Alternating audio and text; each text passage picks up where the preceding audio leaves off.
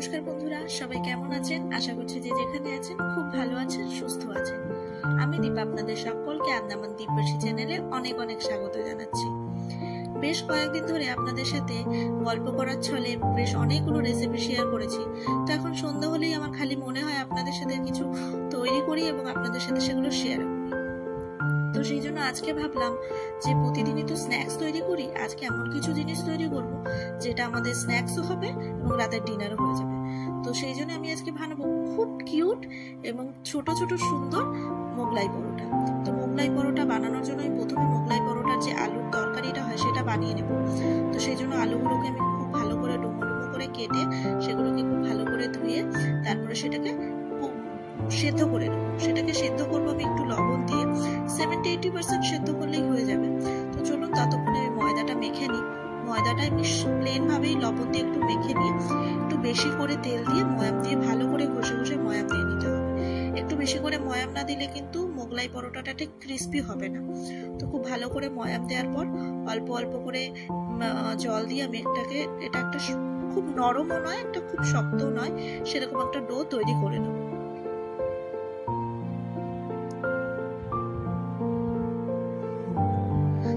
ময়দা মাখা তো আমার কমপ্লিট হয়েই গেছে। এবার এটাকে ঢাকা দিয়ে রেখে দেব। একটু বেশিক্ষণ সময় রাখলে খুব ভালো হয়, তো সেই জন্য আমি এটাকে ঢাকা দিয়ে রেখে দিয়েছি। এদিকে আমার আলুও সিদ্ধ হয়ে গেছে। আলু তো আমার সিদ্ধ হয়ে গেছে, দেখুন।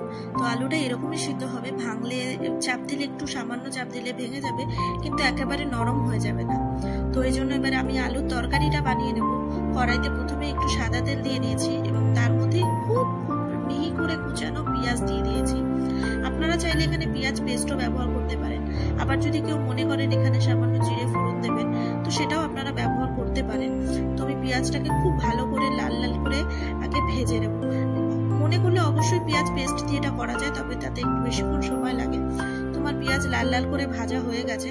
আমি এরপর এতে আদা রসুন আর কাঁচা লঙ্কার পেস্ট দিয়ে দেবো। আমি সবসময় আদা রসুন কাঁচা লঙ্কাটা একসাথে পেস্ট করি। তো এরপরে আমি কিছু টমেটো কুচি দিয়ে দেবো। আপনারা মনে করলে টমেটো পেস্টও দিতে পারেন। তো এটাকে ভালো করে কষিয়ে নিয়ে এতে নুন, হলুদ, লঙ্কার গুঁড়ো, জিরের গুঁড়ো, ধনের গুঁড়ো এগুলো অ্যাড করবো। লঙ্কার গুঁড়োটা পরিমাণ মতন অ্যাড করবো, যেহেতু এটা একটু ঝাল ঝাল হয়। তো সেই জন্য আপনারা লঙ্কার গুঁড়োটা আপনাদের স্বাদ অনুযায়ী বুঝে তারপরে অ্যাড করবেন।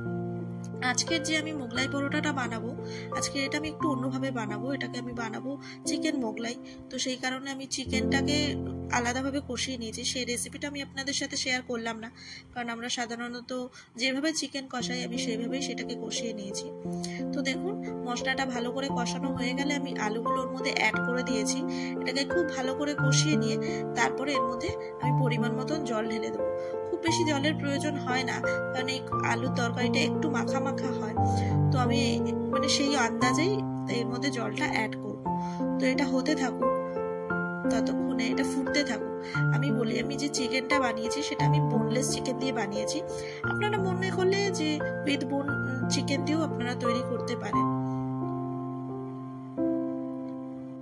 তো দেখুন আলুর তরকারি আমার প্রায় ফুটে অনেকটাই ঝোল কমে এসছে। যদি মনে করেন যে ঝোলটা একটু পাতলা রয়েছে তাহলে একটা আলু ম্যাশ করে দিতে পারেন, তাহলে ঝোলটা একটু গাঢ় হয়ে যাবে। আর কেউ যদি মনে করেন একদম শুকিয়ে ফেলবেন সেটাও করতে পারেন। আমি সামান্য একটু ঝোল রেখেছি, কারণ এটা এখন এরকম রয়েছে, একটু পরে নামিয়ে ফেললে এটা একদমই শুকিয়ে যাবে। তো এরপরে আমি কিছুটা গরম মশলা দেবো। গরম মশলা দিয়ে একটু নাড়িয়ে চাড়িয়ে খানিকটা ধনেপাতা কুচি আমি এর মধ্যে ছড়িয়ে দিয়ে গ্যাসটা বন্ধ করে তরকারিটা আমি নামিয়ে নেব। তো এরপরে এই আলুর তরকারিটা নামিয়ে আমি বানাবো মোগলাইয়ের ভেতরের যে পুরটা হয় ব্রেড ক্রাম দিয়ে তৈরি করা, সেই পুরটা। তার জন্য আমি কড়াইতে তেল গরম করে পেঁয়াজ পেস্ট ব্যবহার করেছি। এটাতে অবশ্যই পেঁয়াজ পেস্ট ব্যবহার করতে হবে, না হলে কিন্তু মশলাটা সেরকম ভাবে তৈরি হবে না। তো আমি পেঁয়াজ পেস্ট ব্যবহার করে এর মধ্যে তারপর ওতে আদা রসুন কাঁচা লঙ্কার পেস্ট আমি দিয়ে দিয়েছি। এবার এটাকে খুব ভালো করে কষিয়ে নেব। আর মনে রাখতে হবে এটাতে কিন্তু খুব বেশি তেল ব্যবহার করা একদমই যাবে না, কারণ খুব বেশি তেল ব্যবহার করলে কিন্তু এটা ভালো হবে না। তো সেই জন্য খুব সামান্য পরিমাণ তেলেই এটা করতে হবে। তো এরপরে আমি রেগুলার মশলা দিয়ে দিয়েছি, নুন স্বাদ মতন, আর হলুদ গুঁড়ো আর সামান্য পরিমাণে লঙ্কার গুঁড়ো। তো এটা দিয়ে আমি খুব ভালো করে কষিয়ে নেব।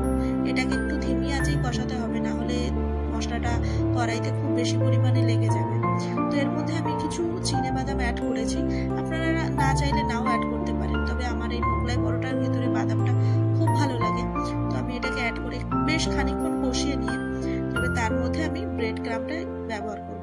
আমি দোকানের কেনা ব্রেড ক্রাম্বটাই ব্যবহার করছি, আপনারা মনে করলে বাড়িতে তৈরি করা ব্রেড ক্রাম্বও ব্যবহার করতেই পারেন। তো এবার এটাকে খুব ভালো করে মিশিয়ে নিতে হবে, যে মশলাটা রয়েছে সেটা যেন ব্রেড ক্রাম্বের সাথে একদম খুব ভালো করে মিশে যায়, সেটা খেয়াল করেই একদম। আর এটাকে লাগাতার চালাতে হবে, লাগাতার নাড়িয়ে গেলে তাহলে কিন্তু এটা তলায় লেগে যাবে। তো খুব ভালো করে নাড়িয়ে নাড়িয়ে দেখুন আমার ব্রেড ক্রাম্বের পুরটা একদম তৈরি হয়ে গেছে, আর কতটা ঝুরঝুরে হয়েছে দেখুন। তো এরপর আমি বানাবো ডিমের যে পুরটা হয় সেটা। তো আমি একবারে যতগুলো মোগলাই পরোটা বানাবো পুরোটার পুর আমি একবারেই তৈরি করে নিয়েছি। তো আমি 3টে ডিম ফাটিয়ে নিয়েছি। এবার এর মধ্যে মিহি করে কুচিয়ে নেওয়া পেঁয়াজ আর কাঁচা লঙ্কা এর মধ্যে আমি অ্যাড করব। এটা অ্যাড করে আমি খুব ভালো করে এটাকে মিক্সড করে নিয়ে এর মধ্যে সামান্য পরিমাণ লবণ অ্যাড করব। আপনারা মনে করলে এতে গোলমরিচের গুঁড়ো অ্যাড করতে পারেন, তবে আমি যেহেতু ব্রেড ক্রাম্বের যে মশলাটা তৈরি করেছি তাতে ঝাল দিয়েছি এবং আমি এতে চিকেন অ্যাড করব তাতেও ঝাল আছে, তো এজন্য আমি এতে আর গোলমরিচের গুঁড়ো অ্যাড করলাম না। তো ব্রেড ক্রাম্বের গুঁড়ো আমি অ্যাড করে দিয়ে এটাকে খুব ভালো করে মিক্স করে নেব। এরপর তার মধ্যে আমি কষিয়ে রাখা যে চিকেনটা রয়েছে সেটাকে আমি অ্যাড করে দেবো, সেটাকে অ্যাড করে খুব ভালো করে মিশিয়ে নেব। তো দেখুন ময়দাটাও বেশ রেস্টিং এর পর অনেকটাই নরম হয়ে গেছে। এবার খুব ছোট ছোট লেচি কাটবো, খুব বড়ও নয় খুব ছোটও নয়, লুচির মতন একদম ছোট নয় আবার রুটির মতন বড়ও নয়, মিডিয়াম সাইজের লেচি কেটে এটাকে তেল দিয়ে খুব ভালো করে পাতলা করে বেলে নেবো। দেখুন আমি যে রুটি বেলি সেটার মধ্যে পুরোটাকে একদম ছড়িয়ে নিয়ে খুব পাতলা করে বেলে নিয়েছি। এর মধ্যে অল্প একটু স্টাফিং দিয়ে চৌকো করে এবার আমি এটাকে মোগলাই পরোটা যেরকম ফোল্ড করে ঠিক সেইভাবে আমি ফোল্ড করে নেব। তবে যখন মশলাটা দেবেন অবশ্যই খেয়াল রাখবেন যে চিকেনের পরিমাণটা সবটাই ঠিকঠাক পড়ছে কিনা, চিকেনের টুকরোগুলো, তাহলে কোনোটায় চিকেন পড়বে কোনোটায় চিকেন পড়বে না, তাহলে কিন্তু সেটা খেতে ভালো লাগবে না। আর এটা যখন ফোল্ড করবেন তখন অবশ্যই খেয়াল রাখবেন যে সাইডগুলো আছে সেগুলো যেন খুব ভালো করে সিল করা হয়, না হলে কিন্তু তেলে দেওয়ার সাথে সাথে সিলগুলো খুলে যাবে আর মশলাটা সব বেরিয়ে যাবে। তো এটাকে আমি পুরো ভরে ফেলেছি, খুব আলতো হাতে তুলে এটাকে তেলে ছেড়ে দেব। আর গরম তেলে ছেড়ে এটাকে উপর থেকে গরম তেলটা দিয়ে দিতে হবে। দেখুন এইভাবে খুন্তির মাধ্যমে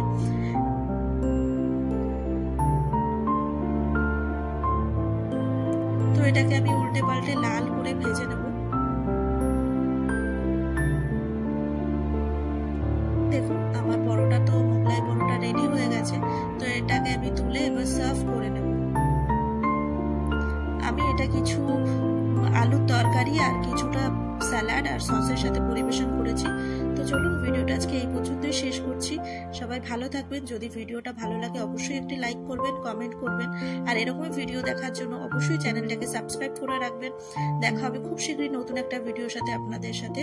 ততক্ষণের জন্য বাই বাই।